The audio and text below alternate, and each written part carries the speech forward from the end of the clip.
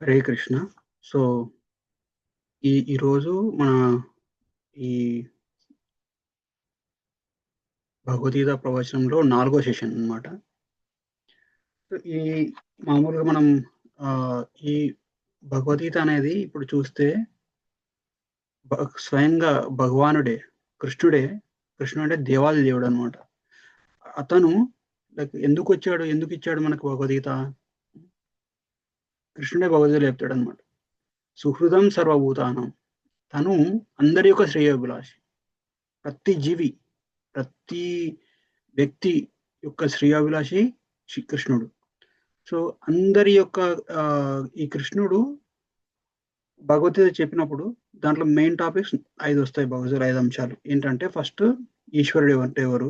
ఆత్మ అంటే ఎవరు? ప్రకృతి అంటే ఎవరు? ప్రకృతి అంటే ఏంటి? కాలం అంటే ఏంటి? కర్మ అంటే ఏంటి? ఈ 5 టాపిక్స్ భగవద్గీతలో మెయిన్‌గా డిస్కస్ చేశారనమాట. సో, మనం భగవద్గీత స్టార్ట్ చేసే కంటే ముందే ఈ 5 టాపిక్స్ మీద కొంచెం మంచి అంటే ఒక మంచి అవగాహనతో వెళితే మనకి భగవద్గీత మంచిగా అర్థమయ్యే ఛాన్స్ ఉంటదనమాట. అందుకే ఫస్ట్ భగవద్గీత స్టార్ట్ చేసే కంటే ముందే వీటి మీద ఆల్రెడీ మనం 4 సెషన్స్ చేశాము. ఎవరైతే మిస్ అయ్యుంటారో వాళ్ళకు రికార్డింగ్స్ పెట్టేస్తాను, చూడొచ్చు. మీ ఈ ఈ ఈ ఈ ఈ అంశాల మీద డీప్‌గా డిస్కస్ చేస్తామనమాట. డీప్‌గా డిస్కస్ చేయడం వల్ల ఏంటంటే, మనం భగవద్గీత ఎళ్ళినప్పుడు ఏదైనా చెప్పామనుకోండి, అప్పుడు బాగా అర్థమైతది. సో, భగవద్గీతలో ఇప్పుడు ఈరోజు అంశం ఏంటంటే, ఆత్మతత్వం గురించి. ఆత్మజ్ఞానం. సో, ఇది చాలా బేసిక్. భగవద్గీత శిల ప్రభుపాదుల వారు ఏమంటారంటే, Bhagavad Gita is the ABCD of spiritual life అంటారన్నమాట. అంటే మన ఆధ్యాత్మిక జీవితం స్టార్ట్ చేయాలంటే భగవద్గీతతో స్టార్ట్ చేయాలి. భగవద్గీతలో ఫండమెంటల్స్ అంటే ఇంకా ప్రధాన అంశాలు ఏంటంటే ఇవి ఇందాక చెప్పినట్టు. సో, ఈరోజు మన అంశం ఏంటి? ఆత్మ గురించి. అంటే మనం నిజంగా ఎవరు? హ్మ్. అనే విషయం గురించి మనం డిస్కస్ చేద్దాం. సో, మనం ప్రస్తుత పరిస్థితి ఎలా ఉందంటే, ప్రపంచం మన చేతిలో ఉంది. హ్మ్. నేను ఇక్కడ అమెరికాలో ఉండి చెప్తున్నాను. మీరు ఇండియాలో ఉండి వింటున్నారు. సో, మీ చేతిలో ఫోన్ ఉంది. మీ చేతిలో ఇంటర్నెట్ ఉంటుంది. మీకి ఏది కావాలన్నా దొరికేస్తుంది. హ్మ్. కానీ దేని గురించో తెలుసుకుంటాం. బయట విషయాల గురించి తెలుసుకుంటున్నాం. కానీ మన గురించి మనం తెలుసుకున్నామా లేదా? అది ఇంపార్టెంట్. సో, అందుకే ఆహ్, సాంగత్యం తీసుకోవచ్చు. సాంగత్యం అంటే మనం వేరే వాళ్ళ యొక్క అసోసియేషన్ అన్నమాట. సో, అసోసియేషన్ వల్లనే మన మన జ్ఞానం పెరుగుతుంది. ఇప్పుడు చూడండి, మనకు ఇప్పుడు గురువుల యొక్క సాంగత్యం తీసుకోవడం వల్ల ఆధ్యాత్మిక జ్ఞానం పెరుగుతుంది. అలాగే ఒక స్కూల్‌లో పిల్లలు లేసి అందరూ ఆహ్, కూర్చొనేసి వాళ్ళు స్టడీ చేయడం వల్ల వాళ్ళకి అకాడమిక్ అంటే స్కూల్‌లో చెప్పే విషయాలు, పాఠ్యాంశాల పట్ల మంచి అవగాహన పెరుగుతుంది. సో, సాంగత్యం అనేది చాలా చాలా ఇంపార్టెంట్ అన్నమాట. కానీ కొన్ని కొన్ని సార్లు చూడండి, కొంతమంది తాగుబోతుంటారు. హ్మ్. మద్యం చేయడం, మద్యం తాగడము, మాంసం తినడము. సో, అంటే అది తప్పని అంటే ఒక రకంగా చెప్పాలంటే వాళ్ళ అసోసియేషన్ తీసుకుంటే ఇప్పుడు యు వాళ్ళు అటువంటి సంగతాన్ని ఇష్టపడతారు. ఒక ఒక ఒకతను ఆహ్, లేదా ఒక బిజినెస్ మ్యాన్ ఉన్నాడనుకోండి. ఏదైనా బిజినెస్ మీటింగ్‌కెళ్తే ఆ డెలిగేట్స్ తోటి వాళ్ళ అసోసియేషన్ ఇష్టపడతాడనమాట. సో, అలాగే ఈ సాంగత్యం అనేది చాలా ఇంపార్టెంట్. సో, మన స్పిరిచ్యువల్ లైఫ్ స్టేబుల్‌గా ఉండాలంటే మనకు గూడా రెగ్యులర్ సాంగత్యం ఉండాలి. సాంగత్యం లేకుంటే భక్తి చేయొచ్చు. కానీ చాలా కష్టం. హ్మ్. సో, మన స్పిరిచ్యువల్ లైఫ్‌లో అందుకే దీన్నేమంటారు? మామూలుగా అన్ని సాంగత్యాలు ఉంటాయి. ఇప్పుడు association of engineers, association of doctors, association of ఆహ్, ఆహ్, ఆహ్, కమ్యూనిస్ట్ అసోసియేషన్, క్యాపిటలిస్ట్ అసోసియేషన్స్, అట్లా చిన్న చిన్న క్లబ్స్ ఫార్మ్ అయితాయి. సో, అటువంటి వాని వల్ల లైక్ మైండెడ్ పీపుల్ ఉంటారు. లైక్ మైండెడ్ అంటే ఒక ఒక విషయం పట్ల ఆసక్తి గలవాళ్ళు. సో, అలాగే ఇక్కడ అవన్నీ సాంగత్యాలంటారు. కానీ దీన్ని సత్సాంగత్యం అంటారు. ఎందుకంటే ఈ సాంగత్యంలో మనం భగవంతుని గురించి తెలుసుకుంటాం. ఎందుకంటే కొన్ని కొన్ని సార్లు సాంగత్యం ఉంటుంది. కానీ దానివల్ల మనకేమి ఉపయోగం ఉండదు. దానివల్ల మనకు టైం వేస్టు, మన మనీ వేస్టు, మన ఎఫర్ట్స్ వేస్టు. కానీ ఈ సత్సంగతి వల్ల మనం అంటే ఎవరో తెలుస్తుంది, భగవంతుడు అంటే ఎవరో తెలుస్తుంది, మనకు భగవంతుడి గల కనెక్షన్ ఏర్పడడానికి గల జ్ఞానం మనకి పెంపొందుతుంది అనమాట. సో అందుకే మీకు రెగ్యులర్గా అంటే మామూలుగా నేను ఇంతకుముందు సెషన్లో చెప్పాను కదా, చాంటింగ్ చేయాలి అది అని. దానికంటే కూడా ఇంపార్టెంట్ ఏంటంటే రెగ్యులర్గా ఈ ఈ సెషన్స్కి రావడం. ఎందుకంటే శిల ప్రభుపాదుల వారు, అలాగే ఇస్కాన్లో చాలా మంది గురువులు కూడా ఎంతో ఎంతో ఎంతో ఆలోచించి ఏ ఏ విషయం పట్ల ఎట్లా చెప్పాలి, ఏ విషయం తర్వాత ఏది చెప్పాలనేసి ఒక సీక్వెన్స్గా ఒక వరుసలో పెట్టేసి టాపిక్స్ పెట్టారనమాట. సో మనం ఆ టాపిక్స్ ఒకటొకటి చెప్పుకుంటూ వెళ్తుంటాం. అలా మీరు ఒక్కొక్క టాపిక్ వినే కొద్దీ మీకు ఒక జీవితం పట్ల ఒక మెచ్యూరిటీ, ఒక అండర్‌స్టాండింగ్, మనం అంటే ఎవరు? మన భగవంతుడు అంటే ఎవరు? మన జీవితాన్ని ఎలా మార్చుకోవాలి? మన జీవితంలో ఆధ్యాత్మికాన్ని ఎలా ఇంక్లూడ్ చేసుకోవాలి? అనే జ్ఞానం మనకి పెంపొందుతుంది. దీనివల్ల ఏంటంటే మనకి జీవితంలో దేనికి మనం ప్రయారిటీ ఇవ్వాలి? దేన్ని మనం వదిలేయాలి? కొన్ని కొన్ని సార్లు అనవసర విషయాల పట్ల ఎక్కువ ఆలోచించి, ఎక్కువ టైమ్ స్పెండ్ చేసేసి ఆహ్, మన జీవితంలో చాలా భాగం వేస్ట్ అయిపోతుంది. అలా కాకుండా ఈ జ్ఞానం ఉంటే మనం ఎక్కడ దేనికి ఎంత ఇంపార్టెన్స్ ఇవ్వాలో అంత ఇంపార్టెన్స్ ఇస్తామనమాట. సో ఇంకా ఈ భగవద్గీత నాలెడ్జ్ ఉండడం వల్ల ఈ స్ట్రెస్, డిప్రెషన్, యాంగ్జైటీ అవన్నీ కూడా, ఎందుకంటే మనకి ఆహ్, జ్ఞానం వచ్చింది. అంటే స్పిరిచ్యువల్ నాలెడ్జ్ వచ్చింది. స్పిరిచ్యువల్ నాలెడ్జ్ ఉన్న వారికి వాళ్ళకి దేని మీద డిపెండెన్సీ ఉండదనమాట.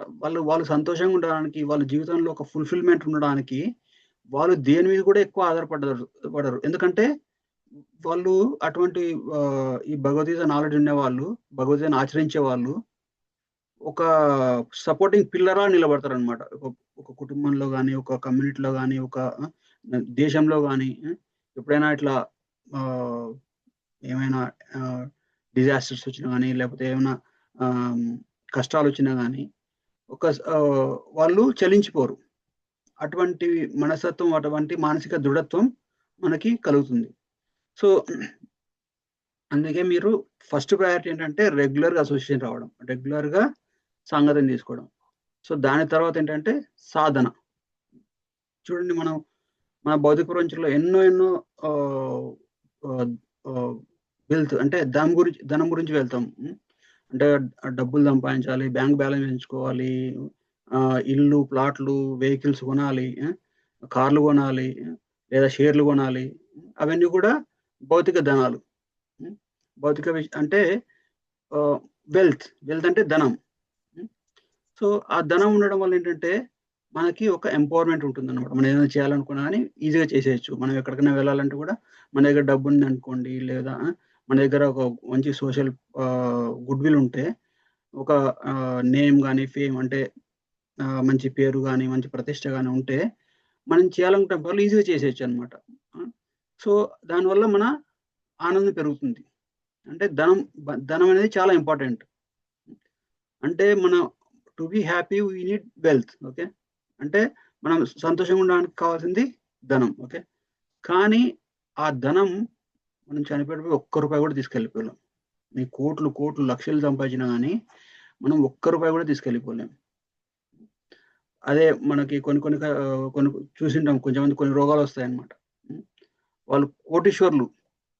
కానీ వాళ్ళకొచ్చిన రోగం ఎటువంటిదంటే ఎంత డబ్బు స్పెండ్ చేసినా గాని అది నయం కాదు. ఎంత డబ్బు స్పెండ్ చేసినా గాని, మన జీవితంలో గడిచిపోయిన ఒక్క నిమిషాన్ని కూడా వెనక్కి తీసుకురాలేం. సో, అందుకే మనకి అత్యంత విలువైన ఆహ్, వెల్త్ ఏంటంటే అవర్ టైమ్. మన యొక్క సమయం. సో, ఆ సమయాన్ని మనం కరెక్ట్‌గా ఎలా వినియోగించుకోవాలి? సో, ధనం అన్నాం గదా!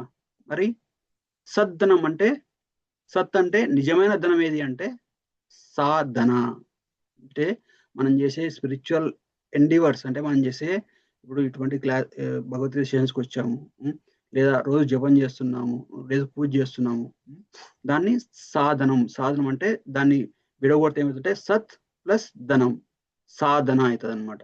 సో, ఇటువంటి సెషన్స్‌కి రావాలి. ఫస్ట్ ప్రయారిటీ మామూలుగా ఇంగ్లీష్‌లో ఏమంటంటే ఏబీసీడీ అంటారనమాట. ఏ అంటే అసోసియేషన్, బి అంటే బుక్స్ అంటే భగవద్గీత లాంటి బుక్స్ చదవాలి. సి అంటే చాంటింగ్, డి అంటే డైట్. మనం ఏం తింటున్నాము దాని దాని పట్ల కూడా ఈ మన ఆధ్యాత్మిక పురోగతి పడి ఉంటుంది అనమాట. సో మనం ఏం చెప్పుకున్నాము, ఫస్ట్ది ఇంపార్టెంట్ అసోసియేషన్ అంటే సాంగత్యం, సత్సాంగత్యం. నెక్స్ట్ ఇంపార్టెంట్ది ఈ సాధన అనమాట. ఓకే, బుక్స్ అంటే భగవద్గీత చదువుతాం, చాంటింగ్ చేస్తాం. సో ఆ సాధన చేయడానికి కొన్నిసార్లు మనకి మోటివేషన్ ఉంటుంది, కొన్నిసార్లు మనకి ఉత్సాహం ఉంటుంది, ఇట్లా వచ్చేసి వినడము, సాధన చేయడం, దానికి మోటివేషన్ ఉంటుంది. కానీ కొన్నిసార్లు ఏం చేస్తాంలే, బోర్ కొడుతుంది, మనసు దానికి సహకరించదు, కొన్నిసార్లు మన పరిస్థితి సహకరించవు. కానీ కానీ అలా ఇప్పుడు ఒకసారి స్టార్ట్ చేస్తాం, నేను రోజు ఇలా జపం చేయాలని నియమం పెట్టుకుంటాం. కానీ ఎప్పుడైతే మనకి సాంగత్యం లేదో దాని మీద ఇంట్రెస్ట్ వెళ్ళిపోతుంది అనమాట. ఎప్పుడైతే లైక్ మైండెడ్ పీపుల్ అంటే సరైన ఇప్పుడు సాంగత్యంలో ఉన్నప్పుడు ఒకరిని చూసుకొని ఒకరు ఎంకరేజ్ అవుతారు అనమాట. అందుకే కుటుంబంలో ఎలా ఉండాలంటే వాళ్ళ ఆధ్యాత్మిక పురోగతికి అత్యంత ఇంపార్టెన్స్ ఇవ్వాలి. ఎలా ఉండాలంటే భార్యాభర్తలు కానీ పిల్లలు కానీ లేకపోతే తల్లిదండ్రులు కానీ ఎలా ఉండాలంటే వాళ్ళు ఇంట్లో ఆధ్యాత్మిక సాధన జరుగుతుందా లేదా, ఆధ్యాత్మిక పురోగతికి అందరు తోడ్పడాలన్నమాట. సో అటువంటిది అందుకే ఈ సెషన్స్కి అటెండ్ అవ్వండి. More fortunate are the people who gets this knowledge. Fortunate are the people who gets this knowledge. More fortunate are the people who actually take the association అంటే అండర్స్టాండ్స్ ఇట్. క్వశ్చన్ చేసేవాళ్ళు సాంగత్యంలోకి రావడం ఒకటి, సాంగత్యంలో ఇప్పుడు ఇటువంటి సాంగత్యంలో చెప్పిన విషయాల పట్ల అర్థం చేసుకుని దాన్ని క్వశ్చన్ చేసేవాళ్ళు more fortunate. Most fortunate are the people, ఇంకా వాళ్ళకంటే అత్యంత భాగ్యవంతులు ఎవరంటే ఈ తెలుసుకున్న జ్ఞానాన్ని వాళ్ళ జీవితంలో ఇంప్లిమెంట్ చేయడం, అంటే వాళ్ళ జీవితంలో ఆచరణలో పెట్టడం, వాళ్ళు మోస్ట్ ఫార్చునేట్ అనమాట. సో దానివల్ల ఏంటంటే వాళ్ళు కేవలం ఈ భౌతిక విషయాలే కాకుండా దానితో పాటు వాళ్ళ జీవితాన్ని ఆధ్యాత్మిక పురోగతికి కూడా, స్పిరిచువల్ అడ్వాన్స్మెంట్ కూడా యూజ్ చేస్తారనమాట. సో మనం ఈరోజు టాపిక్లోకి వెళ్దాము. సో మనం ఎవరు, అందరూ వాళ్ళు క్వశ్చన్ చేసుకోండి, మనం ఎవరు. ఇప్పుడు చూస్తే మనకు ఒక పుట్టుక ఉంది. మనం ఫర్ ఎగ్జాంపుల్ మన వయసు 40 ఏళ్ళు అనుకోండి. 40 ఏళ్ళ కంటే ముందు ఎక్కడ ఉన్నాము అంటే ఇంకా మనం పుట్టలేదు అప్పుడు. సో మన వయసు ఒక బ్రతికితే మామూలుగా లైఫ్ ఎక్స్పెక్టెన్సీ అంటే జీవితకాలం ఎంత ఉంటుంది, 100 ఏళ్ళు మ్యాక్సిమం. ఇప్పుడు 40 ఏళ్ళు అంటే ఇంకో 60 ఏళ్ళ తర్వాత మనం ఎక్కడ వెళ్తాం? మనకు ఈ భౌతిక జగత్తుకి కనెక్షన్ పోతుంది. చూడండి, మన కళ్ళ ముందు ఎంతోమంది పుట్టారు, ఎంతోమంది మన ఎవరైనా పిల్లలు ఉన్నారనుకోండి, ఒక 3 ఏళ్ళకి పిల్లవాడు అనుకోండి, ఒక 5 ఏళ్ల క్రిందట తను లేడు, కానీ ఇప్పుడు వచ్చాడు. అలాగే మన ఇంట్లో పెద్దవాళ్ళు ఉంటారు, పెద్దవాళ్ళు వయసు అయిపోయి చనిపోయింటారు, వాళ్ళు ఎక్కడికి వెళ్ళిపోయారు. అటువంటి విషయాల పట్ల అన్నిటి పట్ల కూడా మనకి ఒక సరైన అవగాహన వస్తుంది అనమాట. సో ఇప్పుడు మన రియల్ గుర్తింపు ఏంటి అని ఆ విషయం గురించి మనం ఇక్కడ డిస్కస్ చేస్తాం. ఇప్పుడు మనం అద్దం ముందుకు వెళ్ళామనుకోండి, అద్దం చూసేటప్పుడు మన రూపం కనపడుతుంది. సో దాన్ని ప్రశ్నించుకోండి, ఆ రూపమే మీరా? కాదు, అది మన యొక్క ప్రతిబింబం, అది మన శరీరం యొక్క ప్రతిబింబం. ఇదేమంటే ఒక కామన్ సెన్స్, అంటే ఒక లాజిక్ అన్నమాట. ఏంటి, మనకి కారు ఉంటుంది, మనకి ఇల్లు ఉంటుంది, మనకు బట్టలు ఉంటాయి, అలాగే మనకు శరీరం కూడా ఉందన్నమాట. అంటే ఇప్పుడు మనం చెప్పేటప్పుడు ఇది నా ముక్కు, ఇది నా కన్ను, ఇది నా తల, ఇది నా చెవి అంటాం. అంటే ఇది నా కారు, ఇది నా ల్యాప్టాప్, ఇది నా డెస్క్, అలా చెప్పినట్టు అదే విధంగా మనం ఏమంటాం అంటే ఇది నా శరీరం అంటాం. సో ఇది నీ శరీరం అయినప్పుడు నువ్వెవరు అది తెలుసుకోవాలన్నమాట. అది తెలుసుకోవడాన్నే ఫస్ట్ స్టెప్ అన్నమాట. ఇది ఎవరైతే ఇలా చింతన చేస్తారో అసలు నేనెవరు అనేది తెలుసుకోవడం, వాళ్ళకే ఈ ఆధ్యాత్మిక జ్ఞానం పెరుగుతుంది. అందుకే మీరు ఏది చెప్పినా కానీ బ్లైండ్గా అంటే గుడ్డిగా ఫాలో కానవసరం లేదు. ఏదైనా క్వశ్చన్ అడిగినప్పుడు హ్యాండ్స్ రైజ్ చేయండి, లేకపోతే అన్మ్యూట్ చేసుకొని క్వశ్చన్ అడగండి. వీలైనంతగా మన క్వశ్చన్ని మనం డిస్కస్ చేసే టాపిక్ మీదే పెడదాం.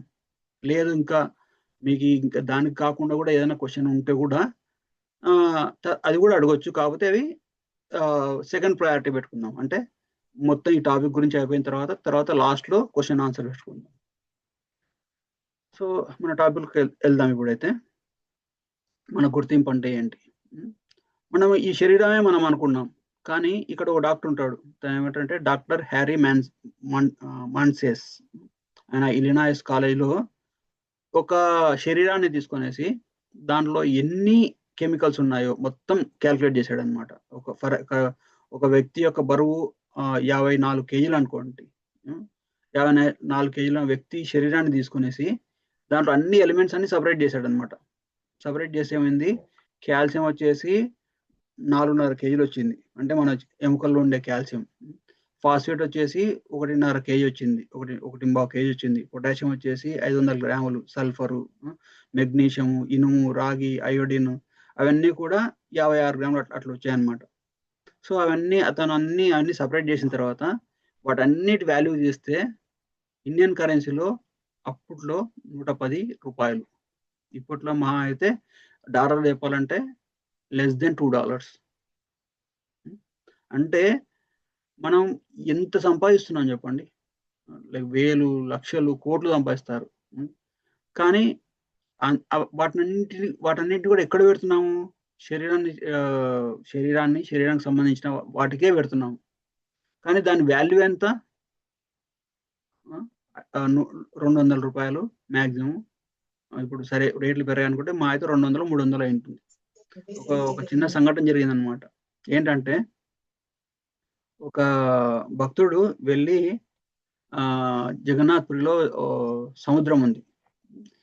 ఆయన స్నానం చేస్తూ లోపలికి వెళ్ళిపోయాడు. కొంచెం లోపలికి వెళ్ళిపోయిన తర్వాత అక్కడ అలలు మామూలుగా ఎట్లుంటాయంటే మరి కొంచెం లోపలికి వెళ్ళిపోతే మనకి ఎంత ఈత వచ్చినా కానీ ఆ అలల నుంచి బయటికి రాలేరనమాట.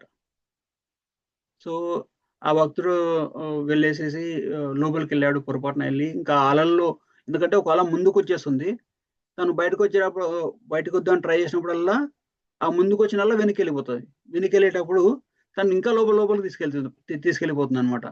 అతను ట్రై చేశాడు 10 నిమిషాలు, 15 నిమిషాలు, అర్ధగంట నుంచి ట్రై చేస్తున్నాడు, రాలేకపోతున్నాడు. అప్పుడు గట్టి కేకలు వేశాడు అనమాట, హెల్ప్ హెల్ప్ అనేసి. అప్పుడు అక్కడ లైఫ్ గార్డ్స్ అనే వాళ్ళు ఉంటారు అనమాట, కోస్ట్ లో తిరుగుతుంటారు. వాళ్ళు తను దూకేసేసి సముద్రంలోకి వెళ్ళేసి తనకు ఒక మామూలుగా ఒక బెండు అంటారు కదా, లైఫ్ సపోర్ట్ తీసుకెళ్ళేసేసి తనకిచ్చి తను తీసుకొచ్చాడు అనమాట. తీసుకొచ్చి అయ్యా మీకు సార్ మీ సేవ్ చేశాను, నాకు కొంచెం డబ్బులు ఇవ్వండి అంటారు అనమాట. సో ఆ భక్తుడు ఏం చేశాడంటే తీసి ఒక 300 చేతిలో పెట్టాడు అనమాట. సార్ నేను మీకు ప్రాణాలు కాపాడినా, నాకు 300 ఇచ్చాడంటే నా శరీరం యొక్క విలువ 300 అని చెప్పాడు అనమాట. అంటే అది ఒక జోక్ అనమాట. సో అంటే మన శరీరం యొక్క కెమికల్స్ యొక్క వాల్యూ కేవలం 300 రూపాయలు, అంటే ఒక లెస్ దాన్ $2, అంటే $2 దాదాపు. సో అంటే దీనివల్ల మనం ఏం తెలుసుకున్నామంటే మనం ఏదైతే అనుకుంటామో మామూలుగా ఈ శరీరం మాత్రమే కాదు, దానికంటే ఇంకా వివిధ లేయర్స్ ఉంటాయన్నమాట. సో మనం ఎవరు? మనం దేహమా, ఆత్మనా? సో మన భగవద్గీతలో కృష్ణుడు ఏమంటాడంటే మనం ఈ దేహం కాదు. ఎలాగైతే ఒక కారు ఉందనుకోండి, ఎంత పెద్ద కాస్ట్లీ కార్ అయినా కానీ దానికి డ్రైవర్ లేకుంటే ఆ కారు నడవదు. కారు అట్లా పార్క్ చేసిన కారు ఎన్నేళ్ళైనా కానీ అలాగే ఉండిపోద్ది అనమాట. కానీ ఎప్పుడైతే ఆ కార్లో డ్రైవర్ వచ్చేసి ఇంజన్ స్టార్ట్ చేసి గేర్ వేసి కారును మూవ్ చేస్తారో అప్పుడు కారు నడుస్తుంది అనమాట. అలాగే కారుకు మనం పెట్రోల్ పోస్తాం, కారు మెయింటైన్ చేయడానికి పెట్రోల్ పోస్తాం. కారు పెట్రోల్ పోస్తేనే నడుస్తుంది. కానీ కారు నడిపే వ్యక్తికి పెట్రోల్ పోయాం కదా. కారు నడిపే వ్యక్తి ఎవరు? డ్రైవర్కి ఉండే తిండి వేరే ఉంటుంది. తను మామూలుగా కూరగాయలు లేకపోతే రైస్, దాల్ అటువంటివి తింటాడు. అలాగే మనము నివసిస్తున్న దేహం కూడా ఒక కార్ లాంటిది అనమాట.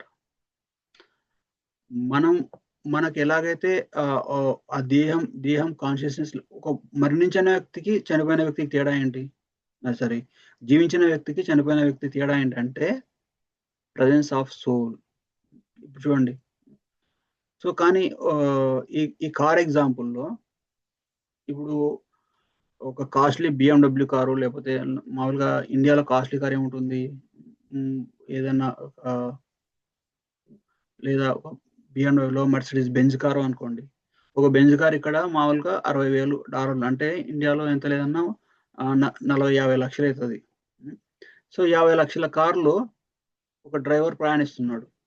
ప్రయాణిస్తున్నప్పుడు సడెన్‌గా యాక్సిడెంట్ అయిపోయిందనుకోండి. సడెన్‌గా యాక్సిడెంట్ అయిపోతే అప్పుడు అంబులెన్స్ వస్తుంది. అంబులెన్స్ వచ్చేసేసి ఫస్ట్ ఆ కార్‌లోంచి ఆ వ్యక్తిని బయటికి తీసుకెళ్తారనమాట. తీసుకెళ్ళి కార్‌ని ఏం చేస్తారు? రోడ్డు మీదనే వదిలేస్తారు. సో, ఇప్పుడు మనం ఇందాక ఏమనుకున్నాము? ఒక శరీరం యొక్క వ్యక్తి ఒక శరీరం కలిగిన శరీరం యొక్క విలువ ఎంత? $300 అంటే $2 అనుకున్నాం. కానీ కార్ యొక్క విలువ ఎంత? $50,000 అంటే 60-70 లక్షలు. అంటే 60-70 లక్షల కార్‌ని అక్కడ వదిలేసేసి ఒక $2 వ్యక్తిని అంటే మనం $300 విలువ చేసే వ్యక్తిని తీసుకెళ్తున్నాం. ఎందుకంటే అది భౌతికము. ఇది లివింగ్ ఫోర్స్. ఇది ప్రాణం కలిగి ఉంది. అది ప్రాణం లేనిది. అందుకే భగవంతుడు అంటాడన్నమాట. There is superior energy, there is inferior energy. So అంటే భౌతికమైనది ఎంత విలువైనదైనా గానీ దానికొక ఎక్స్‌పైరీ డేట్ ఉంటుంది. అలాగే మన శరీరానికి కూడా ఎక్స్‌పైరీ డేట్ ఉంటుంది. ఎందుకంటే మన శరీరం భౌతికమైనది. ఈ శరీరానికి ఎంతవరకు విలువ? ఆ శరీరంలో మనం ఉన్నంత వరకే విలువ. సో ఇంకొక ఎగ్జాంపుల్ ఏంటంటే ఫర్ ఎగ్జాంపుల్ ఒక వ్యక్తి ఉన్నాడనుకోండి. చనిపోయాడు. చనిపోయిన వెంటనే ఏమంటాడు? అతను చనిపోయాడంటారనమాట. చనిపోయాడంటే వెళ్ళిపోయాడు. అంటే ఇంగ్లీష్‌లో అనుకోండి ఈ పాస్డ్ అవే అంటారనమాట. ఈ పాస్డ్ అవే అన్నప్పుడు తన శరీరం ఎక్కడే ఉంది. తన కాళ్ళు అక్కడే ఉన్నాయి. తన చేతులు అక్కడే ఉన్నాయి. తన తల అంత శరీరం అంతా అక్కడే ఉంది. ఇంకా శరీరానికి ఇంకా అలాగే బట్టలు అలాగే వేసుకున్నారు. కానీ ఎవరు వెళ్ళిపోయారు? ఎవరు చనిపోయారంటే ఆ శరీరంలో ఉండే ఆ వ్యక్తి యొక్క ఆత్మ ఆ శరీరాన్ని వదిలేసి వెళ్ళిపోయింది అని అర్థం. అంటే మన రియల్ ఐడెంటిటీ ఏంటంటే మనం శరీరం కాదు. మనం ఆత్మ. సో ఇప్పుడు ఇంకా ఇది ఇప్పుడు చూడండి మన ఒక వ్యక్తి చనిపోయినప్పుడు తన చుట్టూ అందరూ కూర్చొనేసేసి ఏడుస్తారు. చాలా చాలా రకాలుగా బాధపడుతుంటారు. కానీ ఒక్కసారి ఆ వ్యక్తి వెళ్ళిపోయిన తర్వాత ఎంత డియర్ మోస్ట్ వ్యక్తి అయినా గానీ ఒక రోజు పెట్టుకుంటారు. మహా అయితే 2 రోజులు పెట్టుకుంటారు. ఎవరైనా చూసేవాళ్ళు లాస్ట్‌కు ఆఖరి చూపు అనేసి ఒక 2 రోజులు పెట్టుకుంటారు. ఎవ్వరిని కూడా పర్మనెంట్‌గా వాళ్ళ దేహాన్ని అలా పెట్టేసుకోరనమాట. ఏం చేస్తారు? తీసుకెళ్ళేసి పూడ్చేయడమో, కాల్చడమో చేస్తారు. అంటే మన అదే ఎందుకు ఆ పూడ్చడం, కాల్చడం ఎందుకు చేస్తారంటే ఎందుకంటే అది శవం కాబట్టి. కానీ అదే బతికున్న వ్యక్తి అనుకోండి. ఇప్పుడు ఏదైనా వంట చేస్తున్నారు. వంట చేయడమో లేకపోతే ఏదన్నా కాఫీ తాగుతున్నారు. సడెన్‌గా చెయ్యి మీద కాఫీ పడింది. లేకపోతే ఏదైనా నిప్పుందనుకోండి. నిప్పుకి టచ్ అయింది. వెంటనే ఆ వ్యక్తికి వెంటనే ఫస్ట్ ఎయిడ్ ఇచ్చేసి దానికి ఆయింట్‌మెంట్ రాసి చాలా ట్రీట్‌మెంట్ చేస్తారనమాట. కానీ అదే వ్యక్తి చనిపోయిన తర్వాత తీసుకెళ్ళి మనమే ఎవరైతే కేర్ చేస్తారో వాళ్ళే తీసుకెళ్ళేసి దహనం చేస్తారు. అంటే నిప్పులో పడేస్తారు. అంటే ఒక వ్యక్తి బతికున్నంత వరకే అంటే ఆ వ్యక్తి శరీరంలో తన ఆత్మ ఉన్నంత వరకే దానికి విలువ. ఎప్పుడైతే తన శరీరం నుంచి ఆత్మ వెళ్ళిపోతుందో తను ఇంత డియర్ మోస్ట్ వ్యక్తి అయినా గాని ఒక భక్తుడు తన అనుభవాన్ని షేర్ చేసుకున్నాడనమాట. తనకు తెలిసిన ఒక అంకుల్ ఉన్నాడు. ఆయన వయసు అయిపోయి చనిపోయాడనమాట. సో చనిపోయినప్పుడు తన భార్య ఒకే అపార్ట్మెంట్‌లో వాళ్ళ పిల్లలంతా పెద్దగా అయిపోయేసి ఎక్కడెక్కడ విదేశాల్లో లేకపోతే ఈ ఇండియాలోనే వేరే వేరే చోట్ల జాబులు చేస్తున్నారు అనమాట. అయితే సడన్ గా ఆ వ్యక్తి చనిపోయాడు అనమాట. చనిపోయినప్పుడు తన భార్య ఆల్మోస్ట్ లైక్ 60 ఏళ్ళు తనతో పాటు సంసారం చేసింది. అటువంటి వ్యక్తి ఆ వ్యక్తి చనిపోయిన తర్వాత ఈ భక్తుని కాల్ చేసి తన పేరు గోపీనాథ్ అనుకోండి. గోపీనాథ్ మీరు వచ్చేసి నా దగ్గర మా ఇంట్లో ఉండండి ఈ రోజు అని అడిగిందనమాట. ఎందుకంటే ఆ ఆ వ్యక్తి చనిపోయినప్పుడు వాళ్ళ పిల్లలు రావడానికి ఇంకా ఒక రోజు టైం పడుతుంది విదేశాల నుంచి. అంతా వాళ్ళు వచ్చేంత వరకు కూడా ఆ శవాన్ని అలాగే ప్రిజర్వ్ చేసి పెట్టారనమాట. ప్రిజర్వ్ చేసి పెడితే ఈ భార్య అనే ఆమె ఆ శవంతో ఉండలేకపోయింది, భయపడిపోయింది. నాకు భయమేస్తుంది, మీరు వచ్చేసేయండి, నాకెవరైనా తోడుండండి అని ఈయన కాల్ చేసింది. ఈయన వెళ్ళేసి వాళ్ళ ఇంట్లో ఉండేసి ఆ రాత్రి అంతా ఉండి తనను వేరే రూమ్‌లో పెట్టేసేసి అట్లా ఉన్నాడనమాట. అంటే ఒక వ్యక్తితోటి 60 ఏళ్ళు, 70 ఏళ్ళు సంసారం చేసి కలిసి ఉన్న వ్యక్తి ఎప్పుడైతే చనిపోతాడో ఆమె భయపడిపోయింది. అంటే ఎక్కడ ఇప్పుడు మనం ఎవరికి విలువనిస్తున్నాము? ఎవరు ఆ వ్యక్తి? ఎవరికి మన నిజమైన సంబంధం ఎవరితో కలిగి ఉన్నామంటే శరీరంతో కాదు. శరీరంలో ఉన్న ఆత్మతోటి. అందుకే మనం మన శరీరాలం కాదు. మనం ఆత్మలము. ఎప్పుడైతే ఈ శరీరం నుంచి ఆత్మ వెళ్ళిపోతుందో మనకు ఈ శరీరానికి సంబంధించిన బాంధవ్యాలన్నీ కూడా తెగిపోతాయి. ఇప్పుడు చూడండి, మన ఇంట్లోనే పెద్దవాళ్ళు ఉంటారు. వాళ్ళు చనిపోయుంటారు. వాళ్ళు ఎక్కడికెళ్ళిపోయారు? వాళ్ళకు we lose access to them. అంటే వాళ్ళని కలవలేము, వాళ్ళతో మాట్లాడలేము. వాళ్ళు మన జీవితంలో ఉండేవారు. కానీ ఇప్పుడు లేరు. ఇప్పుడు కూడా మన కుటుంబ సభ్యులు కొన్ని రోజులు ఉంటారు. కొన్ని రోజుల తర్వాత ఉండరు. అందుకే అది ఆత్మ యొక్క ప్రయాణం అన్నమాట.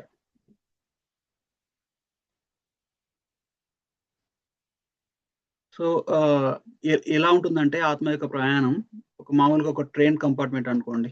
ట్రైన్ కంపార్ట్మెంట్‌లో వివిధ ప్రదేశాల నుంచి వివిధ వ్యక్తులొస్తారు. వ్యక్తులొచ్చేసేసి ట్రైన్‌లో కూర్చుంటారు. ట్రైన్‌లో కూర్చొనేసి ట్రైన్ నడుస్తున్నంత సేపు, ఆ ప్రయాణం జరుగుతున్నంత సేపు కబుర్లు చెప్పుకుంటారు. ఒకరినొకరు కేర్ చేస్తారు. ఒకరినొకరు ఆహ్, ఆహ్, లైక్ ఏదైనా టిఫిన్స్ కానీ లేకపోతే ఏదైనా తినుబండారాలుంటే షేర్ చేసుకుంటారు. ఒకరి గురించి ఒకరు తెలుసుకుంటారు. అంటే ఆ ట్రైన్‌లో ఉన్నంత సేపు వాళ్ళంతా కలిసుంటారనమాట. కానీ ఎవరికైతే కలిసి ఒక 10 మంది కలిసుంటారు. ఎవరైతే ఒక ట్రైన్ ఒక స్టాప్ నుంచి ఇంకో స్టాప్ వెళ్ళిందో, ఆ కంపార్ట్మెంట్‌లో ఉన్న వ్యక్తి కిందకి దిగిపోతాడు. దిగిపోయిన తర్వాత మళ్ళీ ఇంకా ట్రైన్ ఇంకా ముందుకు కదులుతూ వెళ్ళిపోతుంటుంది. అలా నెక్స్ట్ స్టాప్‌కెళ్ళినప్పుడు ఇంకొకతను ఎక్కుతాడు. ఇంకోతను ఎక్కేసేసి మళ్ళీ ఆ సీట్ రిజర్వ్ చేసుకుంటాడు. ఆ సీట్ రిజర్వేషన్ ఉన్న వ్యక్తి ఇంకో వ్యక్తి ఎక్కుతాడనమాట. ఇంకో వ్యక్తి వచ్చినప్పుడు మళ్ళీ తనతో పరిచయాలు పెంచుకుంటాము. తనతో మాట్లాడతాము. మళ్ళీ ఇంకా కొంచెం దూరం పోయి కొంచెం దూరం వెళ్ళిన తర్వాత మళ్ళీ ఇంకో వ్యక్తి దిగిపోతారు. అలా దిగిపోతూ ఫైనల్లీ మన స్టాప్ వచ్చినప్పుడు మనం దిగిపోతాం. అంటే ఆహ్, ఆ సీట్ యొక్క సీట్ అక్కడే ఉంటుంది. ఆ రిజర్వేషన్ చేంజ్ అయిపోతుందనమాట. అంటే లీగల్‌గా అంటే లీగల్‌గా అంటే ఎవరైతే సీట్ కోసం డబ్బులు పెట్టారో వాళ్ళు చేంజ్ అయిపోతుంటారు. అలాగే ఈ భౌతిక జగత్తు అలాగే ఉంటుంది. మనం కుటుంబంలోకొస్తాము. వచ్చేసి ఒక రోల్ ప్లే చేస్తాము. లైక్ ఒక తండ్రిగానో, భర్తగానో, భార్యగానో మన మన యొక్క రోల్ ప్లే చేసేసి ఎప్పుడైతే మన టైం అయిపోయిందో ఈ ఈ శరీరాన్ని వదిలేసేసి నెక్స్ట్ శరీరంకెళ్ళిపోతాం. అది ఇది ఇన్నెవిటబుల్ అంటే అది అనివార్యమనే అన్నమాట. సో, అలా అందుకే ఆహ్, ఇంకా శాస్త్రాల ప్రకారం అంటే ఒక శాస్త్రీయ అంటే సైంటిఫిక్‌గా ఏంటంటే ఆత్మ ఉంది అనడానికి సాక్ష్యాలేంటంటే ఒక వ్యక్తి చనిపోయేటప్పుడు కొన్ని కొన్ని సార్లు తన శరీరం నుంచి బయటకొచ్చేసేసి ఎవరైనా హాస్పిటల్‌లో ఏదైనా పెద్ద ఆపరేషన్ జరిగినప్పుడు ఆ శరీరానికి చాలా బాధ కలిగినప్పుడు ఆ పెయిన్‌ని తట్టుకోలేక ఒక్కోసారి ఆత్మ అనేది శరీరం నుంచి బయటకొచ్చేసి తన శరీరాన్ని తనే చూసుకోగలదనమాట. అటువంటి నియర్ డెత్ ఎక్స్‌పీరియన్సెస్ లేదా ఔటర్ బాడీ ఎక్స్‌పీరియన్స్ అంటారు దాన్లని. ఆ ఔటర్ బాడీ ఎక్స్‌పీరియన్సెస్ చాలా రికార్డ్ అయ్యాయన్నమాట. ఒక వ్యక్తికి ఆహ్ ఇట్లే ఆపరేషన్ జరుగుతుంటే తను శరీరం నుంచి బయటకు వచ్చేసి తన బాడీని ఆపరేట్ చేయడం చూశాడనమాట. చూసిన తర్వాత డాక్టర్లు ఏమనుకున్నాడు, ఈ వ్యక్తి చనిపోయాడు అనుకున్నారనమాట. కానీ ఆ వ్యక్తి చూస్తూనే ఉన్నాడనమాట డాక్టర్లు చేసేది అనమాట. అయితే అయితే ఆ వ్యక్తి చనిపోయాడు అనుకునేసి డాక్టర్ నర్స్ తోటి జోకులు వేసుకుంటాడు అనమాట. నేను నైట్ క్లబ్కి వెళ్ళినప్పుడు ఇది జరిగింది అనేసి జోకులు వేసుకుంటాడు అనమాట. అయితే ఈ చనిపోయిన వ్యక్తి హాస్పిటల్ అంతా తిరిగేసేసి హాస్పిటల్లో పైకప్పుకి వెళ్ళి చూస్తాడు అనమాట. పైకప్పుకి వెళ్ళి చూసి అక్కడ పైకప్పు డోర్ ఓపెన్ ఉంటుంది అనమాట. అంటే టాప్ మోస్ట్ ఫ్లోర్ లో డోర్ ఓపెన్ ఉంటుంది అనమాట. అక్కడ నుంచి చల్లగాలి వస్తుంటుంది అనమాట. అయితే కొంతసేపు అయిన తర్వాత ఆ వ్యక్తి మళ్ళీ వచ్చేసి ఆ శరీరంలోకి మళ్ళీ వచ్చేస్తాడు. వచ్చేసినప్పుడు ఆ శరీరానికి చైతన్యం వచ్చేసింది అనమాట. అంటే కదలడం స్టార్ట్ చేసింది. కదలడం స్టార్ట్ చేస్తే ఎప్పుడైతే డాక్టర్లు ఉన్నారో ఆ వ్యక్తి కదలడం చూసేసి అరే ఈ వ్యక్తి బతికే ఉన్నాడు అనేసి మళ్ళీ తనకి ట్రీట్మెంట్ స్టార్ట్ చేశారనమాట. సో ఆ వ్యక్తి ఇంకా ఆ స్థితిలోంచి కోలుకొని కొంచెం తెలివి వచ్చిన తర్వాత ఆ వ్యక్తి డాక్టర్ మీద చాలా సీరియస్ అయిపోయాడు. ఏం చేస్తున్నారండి మీరు? నాకు ట్రీట్ చేస్తూ మీరు నర్సు జోకులు వేసుకుంటున్నారు, నన్ను అట్లా పడుకోబెట్టేసేసని అన్నాడు అనమాట. అంటే డాక్టర్ ఏమన్నాడంటే, అయ్యో నువ్వు అప్పుడు చనిపోయావు, మీ హార్ట్ కూడా టెస్ట్ చేసాము, అప్పటికే మీకు చనిపోయి కూడా 5 నిమిషాలు అయిపోయింది, నీకు ఇవన్నీ ఎలా తెలుసు అంటే, నేనంతా చూస్తూనే ఉన్నాను అని చెప్తాడనమాట. ఇంతేకాదు పైన ఫ్లోర్‌లో డోర్ ఓపెన్ చేసి ఉంది, దాని నుంచి చల్లగాలి వస్తుంది, వెళ్ళి దాన్ని క్లోజ్ చేసి రండి అంటారనమాట. అయితే డాక్టర్లంతా అక్కడ పనిచేసే నర్స్‌ని పిలిచేసి పైగా పై ఫ్లోర్‌లోకెళ్ళి చూడండి. అంటే అది చాలా పెద్ద హాస్పిటల్ అనమాట. ఒక 10 అంతస్తులు ఉంటదనమాట. సో, పై ఫ్లోర్‌లోకెళ్ళి చూస్తే 10థ్ ఫ్లోర్‌లో డోర్ ఓపెన్ ఉంటుందనమాట. వెళ్లి క్లోజ్ చేసొస్తారనమాట. చెప్పి డాక్టర్ గారు తిను చెప్పింది నిజమే, పై ఫ్లోర్ డోర్ ఓపెన్ ఉందనేసి. అంటే ఇటువంటి ఎక్స్‌పీరియన్సెస్ చాలా చాలా చాలా రికార్డ్ చేశారనమాట. ఇంకా మన మామూలుగా మన ఆదిశంకరాచార్యులు గూడా తను ఒక మామూలుగా వాదనలు ఉంటే ఒకరు క్వెషన్ అడుగుతారనమాట. మీరు ఆదిశంకరాచార్యులు గదా! వాదించేటప్పుడు ఏమైతదంటే తను ఆ వ్యక్తిని శంకరాచార్యులు వాదనలో తన పోటీదారుని ఓడించేస్తాడనమాట. పోటీదారుని ఓడించేస్తే, ఆ ఓడిపోయిన వ్యక్తి యొక్క భార్య ఏమంటదంటే, నేను నా భర్త ఒకటే. భార్య అంటే భర్తలో సగం. కాబట్టి నాకు గూడా క్వెషన్‌లు అడిగే అధికారం ఉందంటే, ఆది శంకరాచార్యులు ఏమంటారు? "ఆ! అడుగమ్మా మీకు ఏది అడిగినా చెప్తానంటాడనమాట." సో, ఆమేమంటుంది? ఈ ఆది శంకరాచార్యులు పుట్టుకతోటి బ్రహ్మచారి.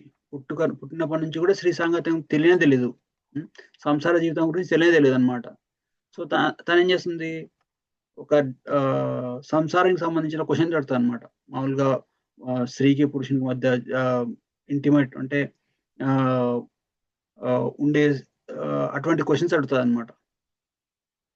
అడిగినప్పుడు శంకరాచార్యులు చెప్పలేకపోతారనమాట. నాకు ఈ శృంగారం గురించి నాకేం తెలీదే అనేసి, అంటే అది కూడా శృంగారం కూడా ఒక జ్ఞానమే అన్నమాట. కామశాస్త్రం కూడా ఒక జ్ఞానమే. సో, నాకు కామశాస్త్రం గురించి ఏం తెలీదు. ఎందుకంటే నేను పుట్టినప్పటి నుంచి నేను స్త్రీ సాంగత్యంలో లేను కాబట్టి అనేసేసి ఆహ్, నాకు కొంచెం టైం ఇవ్వనేసేసి వెళ్ళిపోయేసి తను ఒక గృహలో కూర్చొనేసి చూస్తాడు. తన దివ్య దృష్టితో చూస్తే అక్కడ ఆ దేశపు రాజు యువరాజు చనిపోయి ఉంటాడన్నమాట. వేటకొచ్చేసి ఏదో యాక్సిడెంట్‌లో చనిపోతాడన్నమాట. చనిపోతే తన శరీరం శంకరాచార్యులు తన శరీరాన్ని అలా వదిలేసేసి వెళ్ళి యువరాజు యొక్క శరీరంలో ప్రవేశిస్తాడు. ప్రవేశించేసి సడెన్‌గా యువరాజు బతికేసరికి అందరూ మళ్ళీ సెలబ్రేట్ చేసుకుంటారనమాట. సెలబ్రేట్ చేసుకొని ఒక ఆ శరీరంలో నెల రోజులు ఉన్నాడనమాట. నెల రోజులు ఉండేసి స్త్రీ సాంగత్యం అంటే ఏంటి? అదన్నీ వాటన్నిటి మీద అనుభవాన్ని తెచ్చుకునేసేసి మళ్ళీ ఆ శరీరాన్ని వదిలి తన పూర్వ శరీరంలోకి వచ్చేస్తాడు. అంటే పరకాయ ప్రవేశం చేస్తాడనమాట. హ్మ్. సో, అంటే ఇది ఎప్పుడు సాధ్యం? మనం మన శరీరం కాదు ఆత్మ అని తెలుసుకోవడానికి ఇదొక ఎగ్జాంపుల్ అన్నమాట. మళ్ళీ శంకరాచార్యుడు శంకరాచార్యుల వారు మరి ఆ శరీరంలోకి వచ్చి మళ్ళీ మళ్ళీ మళ్ళీ వాదనను పునః ప్రారంభించేసి ఆమెకు ఆన్సర్ ఇస్తాడు. ఆన్సర్ ఇచ్చి అతన్ని ఓడించేసి తన శిష్యుడిగా చేసుకుంటాడన్నమాట. ఇది ఒక మామూలుగా మన తెలిసిన ఎగ్జాంపులే. సో, అంటే ఇప్పుడు చూడండి, ఒక ఆత్మ అనేది ఒక వివిధ శరీరాలు తీసుకుంటూ పోతదనమాట. ఒక ఒక ఒక ఒక మనకే కాదు, ప్రతి జంతువుకు కూడా ఒక ఆత్మ అనేది ఉంటుంది అనమాట. సో కొన్నిసార్లు మనం ఏం చేస్తామంటే మనం చేసే పనులను బట్టి ఒక హయ్యర్ డెస్టినేషన్ అంటే ఊర్ధ్వం గచ్చంతి సత్వస్థ అంటే ఎవరైతే సత్వగుణంలో పనులు చేస్తారో వాళ్ళు పైలోకాలకు అంటే హయ్యర్ బర్త్ అంటే ఉన్నతమైన జన్మలు తీసుకుంటారు.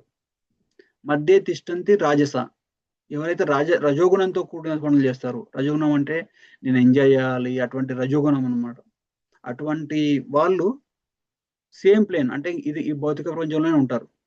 అదో గచ్చంతి తామస అంటే ఎవరైతే తమో గుణాలు, తమో గుణం అంటే ఏంటి? మందు తాగడము, లేకపోతే డ్రగ్స్ తీసుకోవడము, లేకపోతే ఎక్కువ వయలెన్స్ చేయడము, అంటే ఎక్కువ హింస చేయడము, అటువంటి పనులు చేస్తారో వాళ్ళు తమో గుణంలోకి వెళ్ళిపోతారు. ఇక్కడ చూడండి ఒక వ్యక్తి పెరిగే ఒక అడల్ట్ వ్యక్తి ముసలిగా అవుతున్నాడు, ముసలిగా మీద చనిపోతున్నాడు, చనిపోయిన తర్వాత మళ్ళీ తిరిగి పుడుతున్నాడు అనమాట. పునరపి జననం పునరపి మరణం పునరపి జనని జఠరేశయనం అంటే మళ్ళీ పుడతారు, మళ్ళీ చనిపోతారు, మళ్ళీ తల్లి గర్భంలోకి వచ్చి మళ్ళీ కొత్త శరీరాన్ని తీసుకుంటారు అనమాట. మళ్ళీ పెరుగుతారు, పెద్దగా అవుతారు, మళ్ళీ మళ్ళీ మళ్ళీ ముసలి అయిపోతారు, మళ్ళీ చనిపోతారు. అలా దీన్నే సంసారం అంటారు అనమాట. సంసారం అంటే భార్యాభర్తలు చేసేదాన్ని సంసారం అన్నారు. సంసారం అంటే పుట్టడం చావడం దాన్నే సంసారం అంటారు అనమాట. ఎందుకు? కర్మను బట్టి. ఒక్కోసారి కర్మను బట్టి వాళ్ళు ఒక దేవతా శరీరం తీసుకుని స్వర్గలోకంలోకి వెళ్తారు. ఒక్కోసారి మనిషి శరీరంలోకి వస్తారు, ఒక్కోసారి జంతు శరీరంలోకి వస్తారు, ఇంకోసారి క్రిమికీటక శరీరంలో కూడా వస్తారు. ఎందుకంటే ఎవరైతే సత్వగుణంలో ఎక్కువ ఉంటారో వాళ్ళు దేవతా గుణం అంటే ఊర్ధ్వలోకాలకు వెళ్తారు. ఎవరైతే రజోగుణంలో ఉంటారో వాళ్ళు సేమ్ హ్యూమన్ లైఫ్ లో లేకపోతే యానిమల్ లైఫ్ లో ఉంటారు అనమాట. ఎవరైతే మరీ డిగ్రేడెడ్ అంటే మరీ తమో గుణంలో అంటే చెప్పినట్లు ఎక్కువ నిద్ర అంటే మత్తులో ఎక్కువ హింస అటువంటి అంటే తమో గుణ లక్షణాలు అవన్నీ కూడా భగవద్గీతలో కృష్ణుడు ఇచ్చాడు అనమాట. అవన్నీ కూడా మనం భగవద్గీత చెప్పినప్పుడు డీప్ అంటే వివరంగా చెప్పుకుంటాము. సో అంటే జంతువులకు కూడా ఆత్మ ఉంటుంది అనమాట. మనం ఓ జంతువుని చంపినప్పుడు తను ఆ జంతువు ఆ శరీరాన్ని వదిలేసి నెక్స్ట్ శరీరానికి వెళ్తుంది అనమాట. సో ఇది ఆత్మ యొక్క గమనం. సో ఇప్పుడు ఈ జ్ఞానాన్ని ఎవరు తెలుసుకోగలరంటే ఎన్నో జన్మలు కొన్ని జన్మల్లో జంతువు కాబట్టి, కొన్ని జన్మల్లో మనిషి కాబట్టి మనిషిగా పుట్టినా కానీ ఒక జంతువులుగా జీవితాన్ని లీడ్ చేసే వాళ్ళు ఉంటారనమాట. జంతువులు ఏం చేస్తాయి? ఆహార నిద్ర భయం అవుతున్నాంచ. జంతువులకు మన తేడా ఏంటంటే ఆహార నిద్ర భయమైతునంచ సామాన్యమేత పశుభిర్నారాణం అంటే తినడము, ఆహారం నిద్రించడము, భయం అంటే ఎవరైనా మన మీదకి ఎవరైనా దాడికి వస్తే వాళ్ళతో పోరాడము, మైథునం అంటే పిల్లల్ని గండం. ఆహార నిద్ర భయమైతునంచ సామాన్యమేత పశుభిర్నారాణం అంటే మనుషులకు జంతువులకు ఇది కామన్. ధర్మోహితేషు అధికో విశేషో ధర్మేణ హీన పశుభి సమాన అంటే ధర్మాన్ని ఆచరించడమే విశేషమైనది. మనుషులకి జంతువులకు తేడా ఏంటంటే కేవలం మనిషి మాత్రమే ధర్మాన్ని ఆచరించగలడు. ఎవరైతే ధర్మాన్ని ఆచరిస్తారో అటువంటి వ్యక్తే మనిషిగా చెప్పబడతారు. ధర్మేణ హీన పశుభి సమాన ఎవరైతే ధర్మాన్ని ఆచరించకుండా కేవలం మానవ జీవితాన్ని తిన్నామా పడుకున్నామా లేదా సంసారం చేసి పిల్లలు కన్నామా లేదా ఎవరైనా మనకి మన ఆనందానికి ఎవరైనా ఆటంకం కలిగిస్తే వాళ్ళతో ఫైట్ చేసాం. ఎవరైతే వీటి కేవలం గొడవడము, పడుకోవడము, తినడము వీటి కోసమే మానవ జీవితాన్ని ఉపయోగిస్తారో వాళ్ళు పశువులతో సమానమని మన శాస్త్రాలు చెప్తాయి అన్నమాట. సో అలా ఎన్నో జన్మలు తీసుకున్న తర్వాత బహునాం జన్మనాం అంటే జ్ఞానవాన్ మాం ప్రబద్ధతే అటువంటి వ్యక్తి ఫైనల్లీ ఎన్నో జన్మలు కొన్ని 84 లక్షల జీవరాశులు ఉన్నాయి. అలా ఒకసారి మనిషిగా అవుతాడు, ఒకసారి జంతువు అవుతాడు, ఒకసారి దేవత శరీరంలో తీసుకుంటాడు. అవన్నీ కూడా కర్మాను అనుసరించనమాట. కర్మణ దైవ నేత్రిన జంతువుడు దేహోపతయే శ్రియా ప్రవిష్ట ఉదరం పుంసోరేత కణాశ్రయ అంటారు అనమాట. అంటే ఒక దైవం యొక్క పర్యవేక్షణలో వాళ్ళ కర్మను అనుసరించి తనకి ఏ శరీరం రావాలి, ఎక్కడ తను జన్మ తీసుకోవాలి, జన్మ తీసుకొని ఎంత సంతోషంగా ఉండాలి, ఎంత దుఃఖపడాలి, అవన్నీ కూడా మన పుట్టుకతోనే డిసైడ్ అయిపోతాయి. ఎందుకు ఎందుకు ఎలా డిసైడ్ అవుతాయంటే మన పూర్వకర్మలను బట్టి. మనం ఈ జీవితంలో అనుభవించే కర్మ కొంతవరకు ఈ జీవితంలో చేసుకున్న కర్మల ద్వారా వస్తుంది. చాలా వరకు కూడా పోయిన పోయిన గత జన్మల ద్వారా వచ్చే కర్మఫలం అన్నమాట. సో చూడండి, ఒక వ్యక్తి ఉంటాడు, మంచి కోటీశ్వరుడు. కోటీశ్వరుని కోటీశ్వరుని పిల్లలకి వాళ్ళ వాళ్ళ ఇంట్లో అంతా సర్వెంట్స్ ఉంటారు. లేకపోతే వాళ్ళ ఇంట్లో అమ్మ, నాన్నలు తినకుంటే మారం చేసి, బుజ్జగించి తినిపిస్తుంటారు. అదే పక్కన ఒక పేదవాడు ఉంటాడు. తను తినడానికి కూడా గతి ఉండదు. ఆకలితోటి 2 రోజులు, 3 రోజులు అంటే బాధపడుతుంటారనమాట. ఒకరికేమో చాలా ఎక్కువ తినడానికి, అనుభవించడానికి, ఇంకొకరికేమో అస్సలు లేదు. తేడా ఏంటంటే ఇద్దరింట్లో పిల్లలున్నారు. కానీ ఒక వ్యక్తికి ఎందుకు అలా ఉంది, ఒక వ్యక్తికి ఎందుకు ఇలా ఉందంటే అది కర్మను బట్టి అన్నమాట. అది మన కర్మ గురించి ఇంకో సెషన్ వస్తది. అంటే ఇటువంటి టాపిక్‌లే మళ్ళీ ఫ్యూచర్‌లో చెప్తాంలెండి. దాని గురించే ఒక ఒక ఒక 1 అవర్, 1 అవర్, 1 ½ అవర్ క్లాస్ ఉంటుందన్నమాట. సో, అలా మనం ఎన్నో ఎన్నో జీవరాశుల్లో తిరుగుతూ ఈ మానవ జీవితానికి మా మనుష్య జన్మ సుదుర్లభ. అంటే ఈ మానవ జీవితం రావడం అనేది చాలా చాలా చాలా కష్టం అన్నమాట. అటువంటి మానవ జీవితాన్ని కేవలం హ్మ్, ఆ తినడానికి, పడుకోవడానికి, పిల్లల్ని కనడానికి మాత్రమే ఉపయోగించకూడదన్నమాట. ధర్మం అంటే ఏంటి? నేనెవరు? నాకు భగవంతుడికి సంబంధం ఏంటి? మానవ జీవితం యొక్క నిజమైన పర్పస్ ఏంటి? అది మన వేద శాస్త్రంలో చెప్పారన్నమాట. అథాతో బ్రహ్మ జిజ్ఞాస. అథాతో అంటే now that you got human form of life, enquire about God. చాలా చాలా జన్మల తర్వాత నీకు మనిషి జన్మ వచ్చింది. బ్రహ్మ జిజ్ఞాస అంటే బ్రహ్మం అంటే ఏంటో తెలుసుకో, భగవంతుడు అంటే ఎవరో తెలుసుకో అని ఫస్ట్ అఫోరిజం. అంటే మన వేద శాస్త్రాల్లో, వేదాంతాల్లో మొదటి సూత్రమే ఇదన్నమాట. అథాతో బ్రహ్మ జిజ్ఞాస. ఈ జన్మ వచ్చింది కాబట్టి మన మన జీవితం యొక్క ముఖ్య ఉద్దేశం ఏంటి?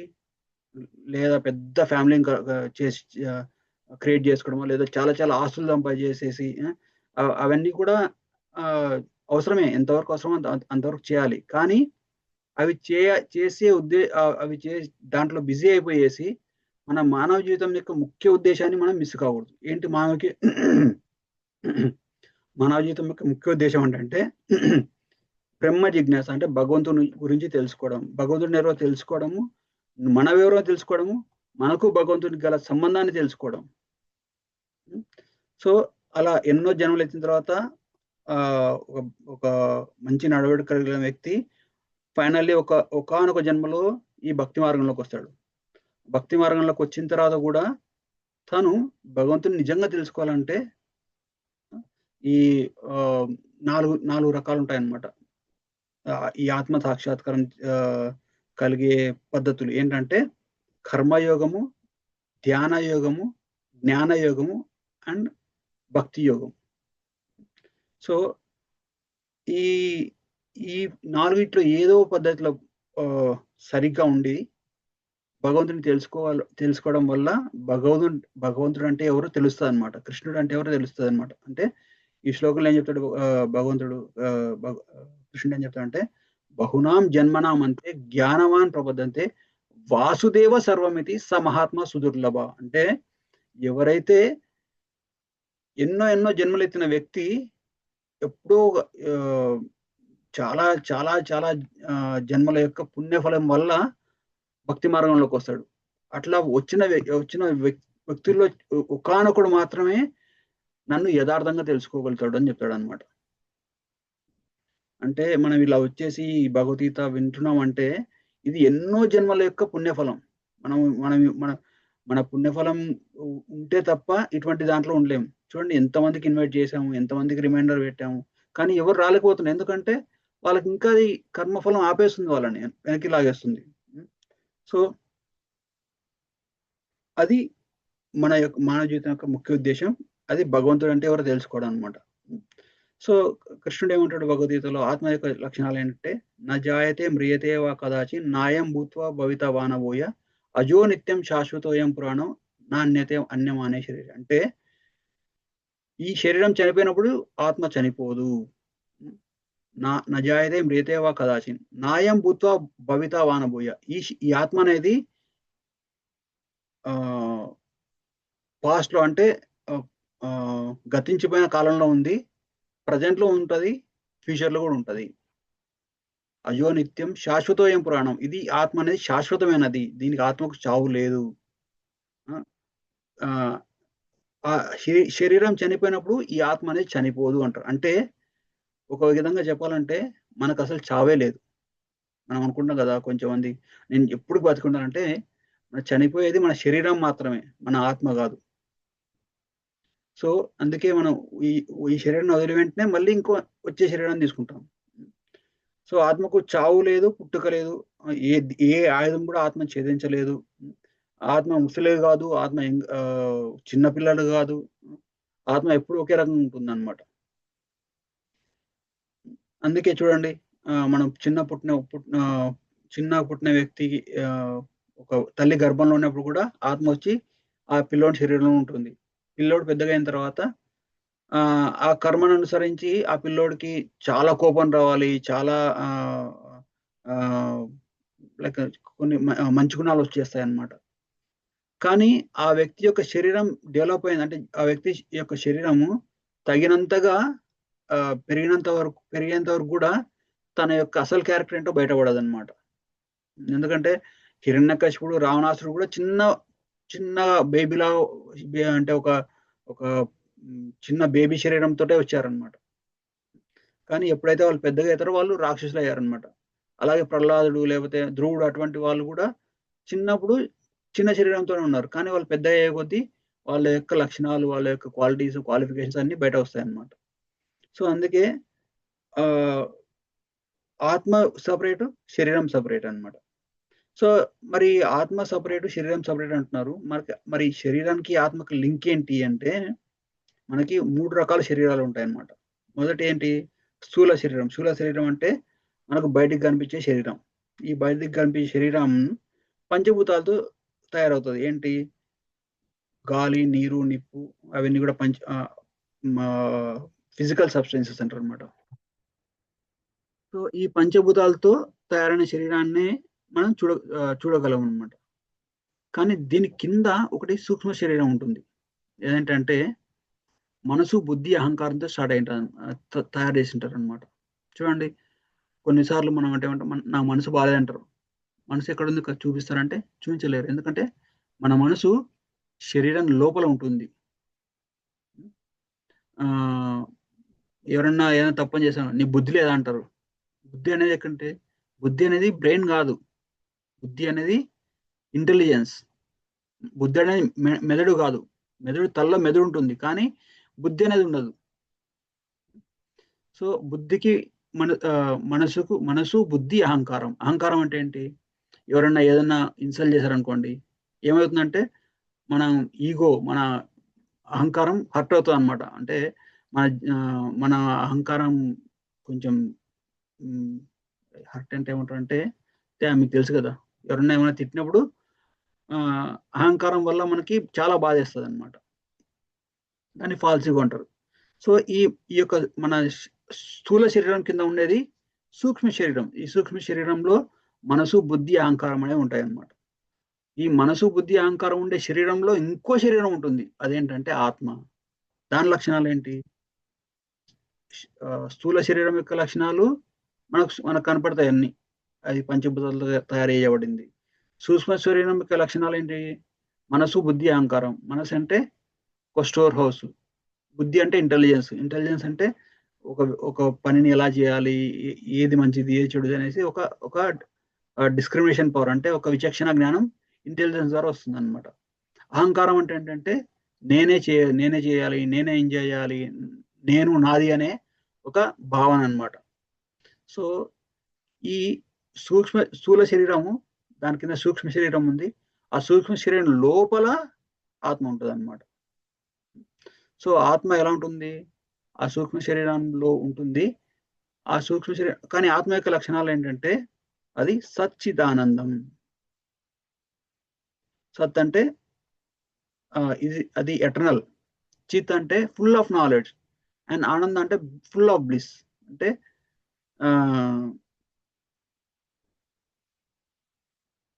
రాలేదనుకుంటా. సో ఆత్మ యొక్క లక్షణాలు అనమాట. సత్ అంటే దానికి ఆత్మకు అనేది చావు లేదు. చిత్ అంటే ఆత్మకి ఆ, అంత అంత జ్ఞానం ఎప్పుడూ ఆత్మలోనే ఉంటుంది అనమాట. మనం ఎప్పుడైనా చూడండి, మనకి ఏదైనా విషయాన్ని గురించి తెలుసుకోవాలనుకుంటే లోపల నుంచే మనకి ఇంటెలిజెన్స్ వచ్చేస్తుంది, మనకు జ్ఞానం వచ్చేస్తుంది. సో అది ఆత్మ యొక్క లక్షణం అనమాట. ఆత్మకి బయట నుంచి తెలుసుకోవాల్సిన అవసరం కూడా లేదు. అండ్ ఆనందమయమైనది కూడా ఆత్మనే. అంటే మనం సంతోషంగా ఉండడానికి, మన ఆనందంగా ఉండడానికి మన శరీరంకి, మన ఇంద్రియాలకి, లేదా మన మనసు బుద్ధి అహంకారానికి ఆ ఆత్మకు అవసరం లేదు. వాటి నుంచి వచ్చే ఇన్పుట్స్, అంటే వాటి నుంచి వచ్చే ఇన్ఫర్మేషన్ కానీ, వాటి నుంచి వచ్చే రిజల్ట్స్ కానీ ఆత్మకు సంతోషంగా ఉండడానికి ఆత్మకు అవసరం లేదు. అందుకే చూడండి, కొంచెంమంది ఋషులు అన్నీ వదిలేసేసి ఆ గుహల్లోనో లేకపోతే అడవుల్లోనో కూర్చొని తపస్సు చేస్తుంటారు. వాళ్ళకి వాళ్ళు ఏంటంటే వాళ్ళ ఆత్మని తెలుసుకొనేసేసి, నాకు ఏది భౌతికాన్ని కానీ, లేకపోతే సూక్ష్మమైనది కానీ, స్థూలమైనది కానీ ఏది అవసరం లేదు. వాళ్ళ యొక్క ఆనందం అంతా కూడా ఆధ్యాత్మికంగా ఉంటుంది అనమాట. అందుకే చూడండి, చాలా ఇప్పుడు ఆ స్విట్జర్లాండ్ అనే కంట్రీ ఉంది. అది స్విట్జర్లాండ్ దాంతోపాటు కొన్ని హాలాండ్ అటువంటి కంట్రీస్ ఉన్నాయన్నమాట. ఆ ఆ దేశంలో పుడితేనే చాలు, పుట్టడంతో డెలివరీ ఛార్జెస్ ఫ్రీ. వాళ్ళ మదర్ ప్రెగ్నెంట్గా వచ్చినప్పుడు హాస్పిటల్కి వచ్చేస్తుంది. తల్లి ప్రెగ్నెంట్గా ఉన్నప్పుడు హాస్పిటల్కి వస్తుంది. హాస్పిటల్కి వచ్చి పిల్లను బాబునో కన్నేస్తుంది. కనైనప్పుడు మామూలుగా ఇప్పుడు మా హాస్పిటల్కి వెళ్తే డెలివరీ ఛార్జెస్, రూమ్ ఛార్జెస్ అవన్నీ ఉంటాయి కదా. ఆ ఖర్చులన్నీ కూడా గవర్నమెంటే పెట్టుకుంటుంది అనమాట. పెట్టుకున్న తర్వాత ఆ పుట్టిన వెంటనే ఎప్పుడైతే బేబీ పుట్టాడో ఆ పిల్లోడికి కావాల్సిన అన్ని కూడా, నాప్కిన్స్, శానిటరీ ప్యాడ్స్, హెల్త్కి సంబంధించిన న్యూట్రిషన్స్, అవన్నీ కూడా గవర్నమెంట్ ఇచ్చేస్తుంది ఫ్రీగా, జీరో ఛార్జ్ అనమాట. ఇచ్చేసిన తర్వాత ఆ పిల్లోడు పెరిగి పెద్దగా అవుతాడు కదా, 5 ఏళ్ళు వచ్చేసరికి స్కూల్ ఫ్రీ. ఇంకా జస్ట్ ఇంట్లో తయారు చేసేసి డ్రెస్సులు వేసి పంపించడమే అంతే. స్కూల్కి వెళ్తే స్కూల్లో బ్రేక్ఫాస్ట్, లంచ్ అన్ని పెట్టేసి వాళ్ళే అన్ని చూసుకొని అలా స్కూలు, దాని తర్వాత కాలేజ్, దాని తర్వాత లైక్ డిగ్రీ చేస్తున్నాడు. డిగ్రీ అయిపోయిన తర్వాత అతను ఎంతవరకు చదువుకుంటా అంతవరకు అన్ని ఎడ్యుకేషన్ అంతా ఫ్రీయే. సో తన ఎడ్యుకేషన్ అయిపోయిన వెంటనే జాబ్ జాబ్ జాబ్ వచ్చేస్తుంది, ఎందుకంటే అక్కడ జాబ్ ఆపర్చునిటీస్ చాలా ఉంటాయి కాబట్టి. సో జాబ్ చేసుకున్న వ్యక్తి వెంటనే తనకి గవర్నమెంటే అపార్ట్మెంట్ ఇచ్చేస్తుంది, గవర్నమెంటే లోన్లు ఇచ్చేస్తుంది, క్రెడిట్ కార్డులు ఇచ్చేస్తుంది. ఇచ్చేసేసి గవర్నమెంటే దానికి వెహికల్స్ ఇస్తుంది. తను పెళ్లి చేసుకోవాలంటే మళ్ళీ గవర్నమెంటే డబ్బులు ఇస్తుంది.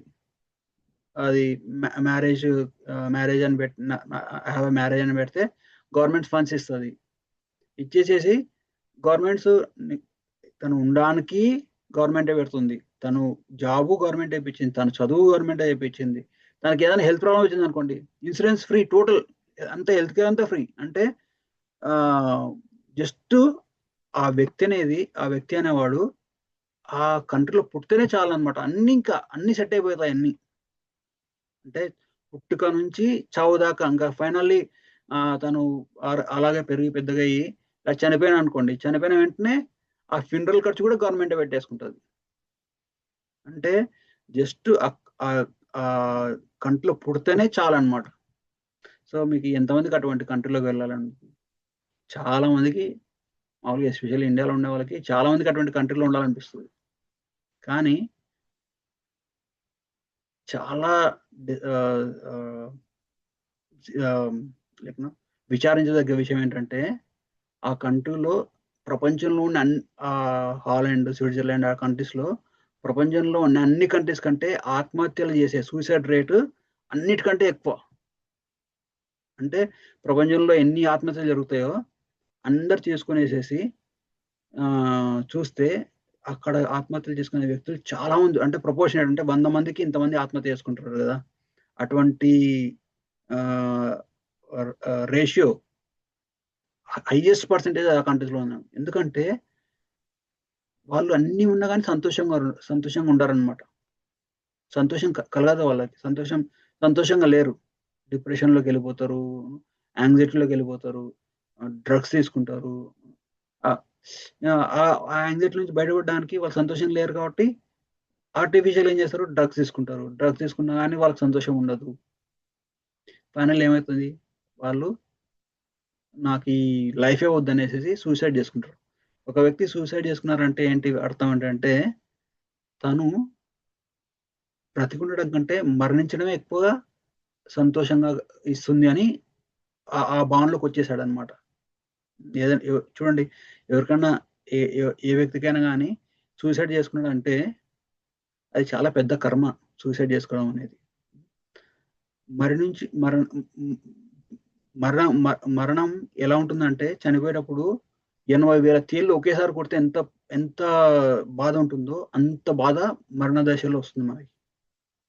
అటువంటి బాధను కూడా వాళ్ళు అంటే అంత బాధను కూడా ఒక అంత బాధ కంటే కూడా వాళ్ళకి బ్రతికుండడమే కష్టంగా అనిపించిందనమాట.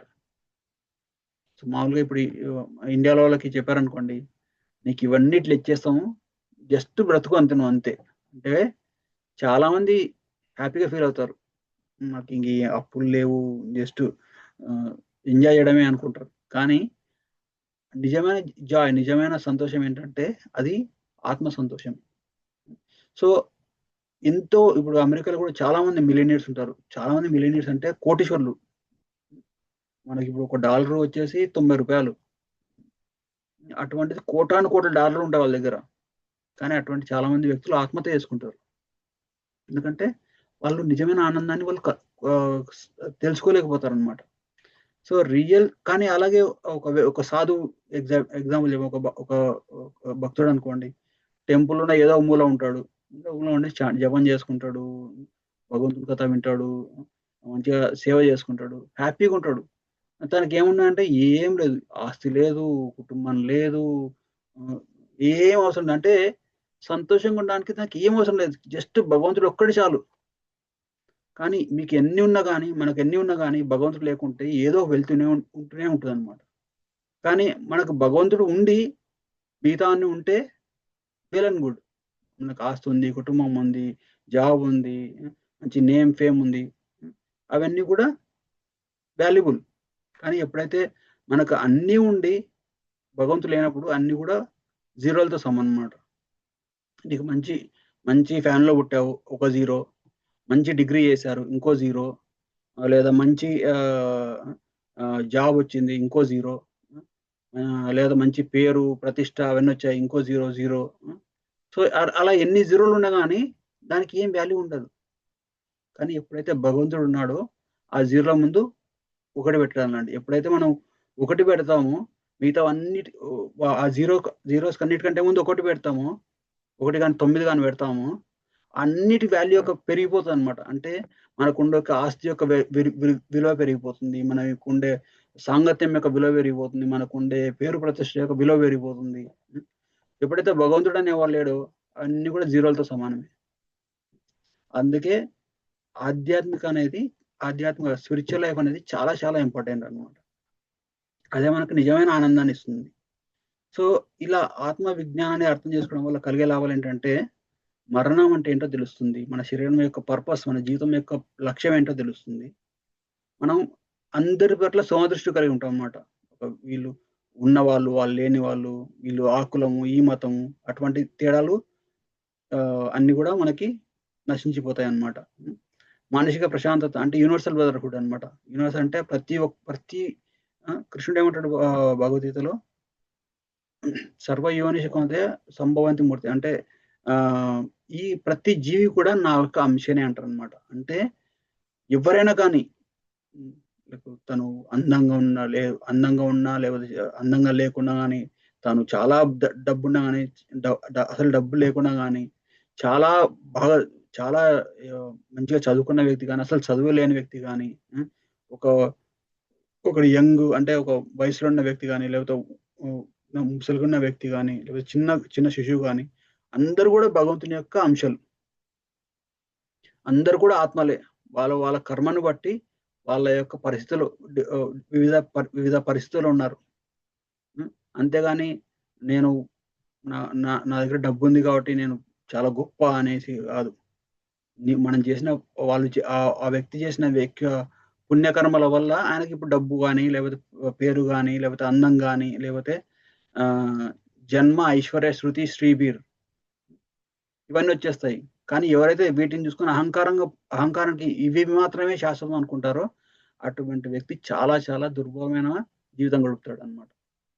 సో, అవన్నీ కూడా అశాశ్వతాలు. శాశ్వతమైనదేంటంటే మన స్పిరిచ్యువల్ ఎలివేషన్ అంటే మన ఆధ్యాత్మిక పురోగతి. సో, మనం ఇటువంటి ఈ ఆత్మతత్వం గురించి తెలుసుకోవడం వల్ల ఏంటంటే, ఏది శాశ్వతం, ఏది అశాశ్వతం, ఏది దేనికి మనకి ఇంపార్టెన్స్ ఇవ్వాలి, దేనికి ఇంపార్టెన్స్ ఇవ్వకూడదనేసి మనకు అర్థమైపోతుందనమాట.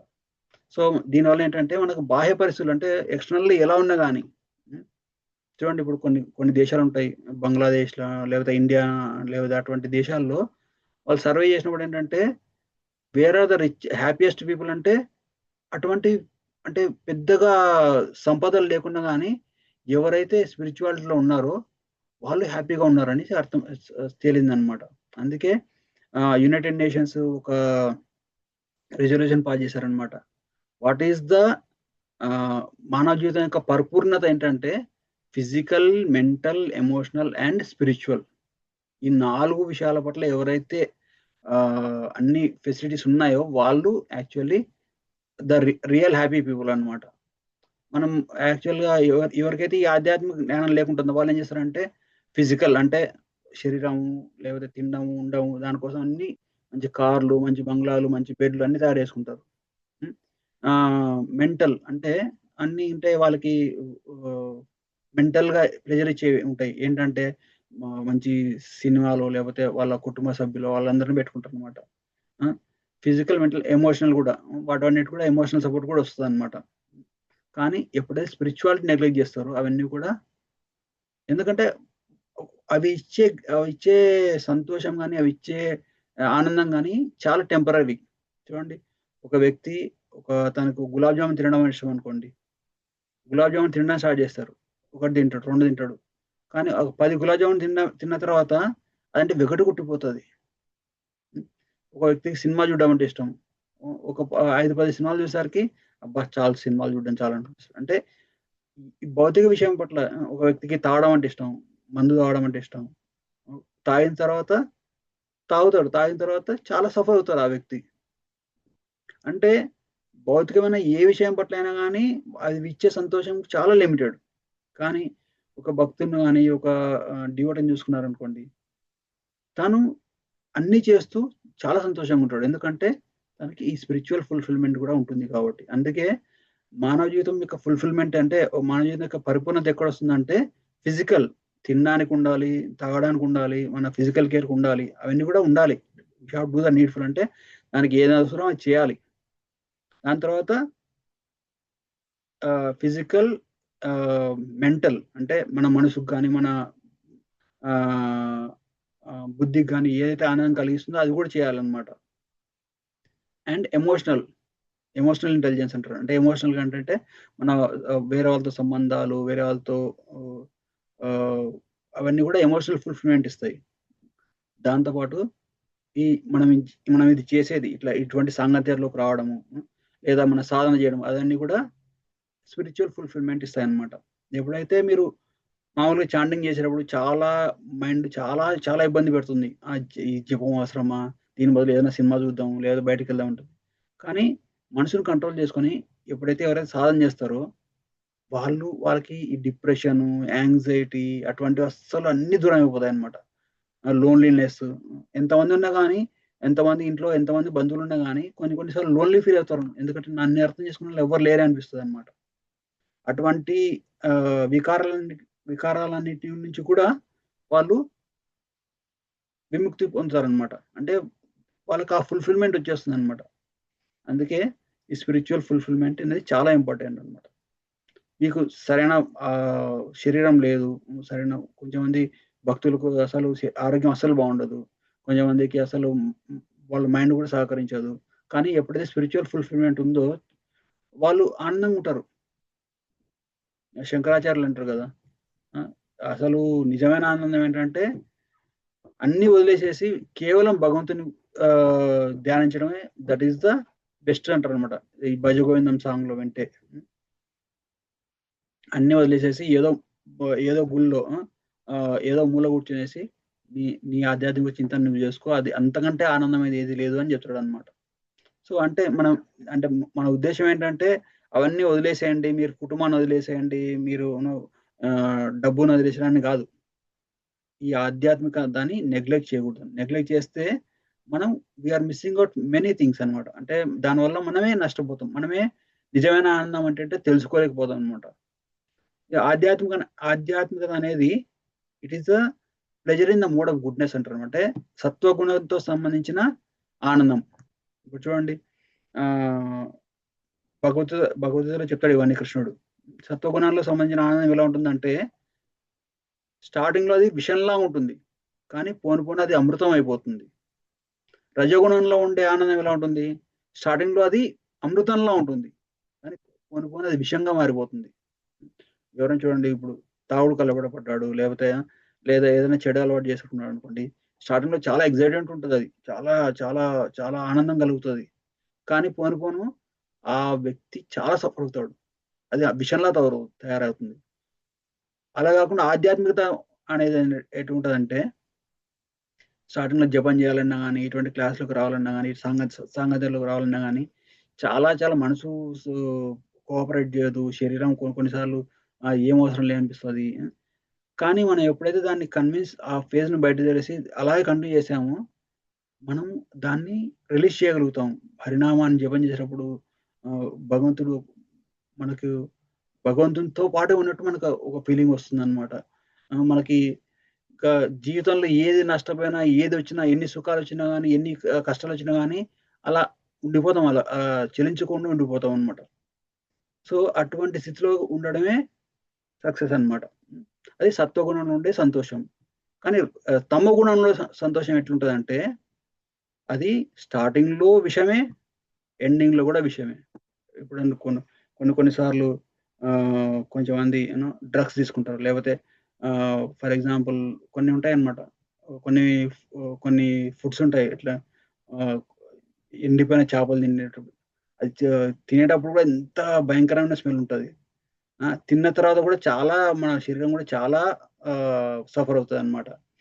కొంచెమంది మందు తాగే వాళ్ళు ఉంటారు, ఆ మందు చాలా చండాలమైన టేస్ట్ ఉంటుంది. అంటే ఇది స్టార్టింగ్ లో కూడా సఫరింగే, మళ్ళీ నెక్స్ట్ డే కూడా మైండ్ అంతా పట్టేసుకొని హెల్త్ పాడైపోయేసి ఎండింగ్ లో కూడా సఫరింగే. సో అది తమో గుణం యొక్క ఆనందం అనమాట. సత్వగుణ ఆనందం ఏంటి? స్పిరిచువల్ ఆనందం, శుద్ధ సత్వ ఆనందం అంటారు దాన్ని. రజగుణం అది ఎట్లుంటుంది? స్టార్టింగ్ లో కొంచెం కష్టం ఉంటుంది, కానీ పోను అది అమృతంలా తయారవుతుంది. రజగుణంలో ఆనందం ఎలా ఉంటుంది? స్టార్టింగ్ లో మంచి ఎగ్జైట్మెంట్ ఉంటుంది అనమాట, గులాబ్ జామున్ తిన్నప్పుడు మంచిగా ఉంటుంది అనమాట. కానీ షుగర్ పెరిగేసేసి అంత స్టమక్ అంతా అప్సెట్ అయ్యేసి అది రజోగుణం అనమాట. అంటే స్టార్టింగ్ లో అమృతము, తర్వాత విషంగా మారుతుంది. తమో గుణంలో ఆనందం ఎలా ఉంటుందంటే స్టార్టింగ్ లోనూ విషమే, అది ఎండింగ్ లోనూ విషమే. సో అందుకే మనం ఈ తమో గుణ రజోగుణాల నుంచి బయటకు వచ్చేసి సత్వగుణంలో ఆనందాన్ని వెతుక్కోవాలి.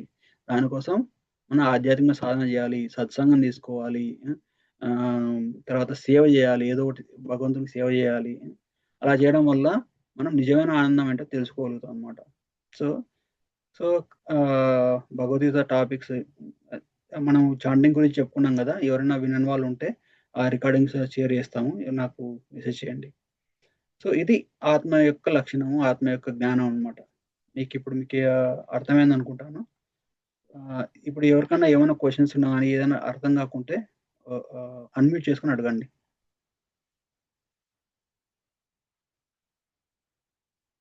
హరే కృష్ణ.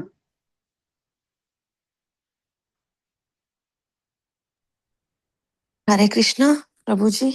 ఎస్ మాతాజీ, హరే కృష్ణ. చెప్పండి. ఏమైనా క్వశ్చన్స్ కానీ లేదా కామెంట్స్ అంటే అభిప్రాయాన్ని కానీ చెప్పాలనుకుంటే చెప్పండి.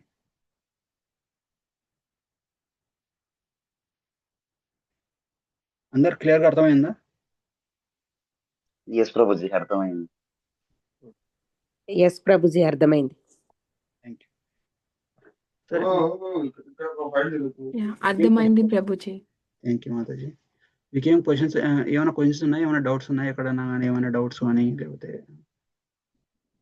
ఏ విషయం పట్ల కానీ?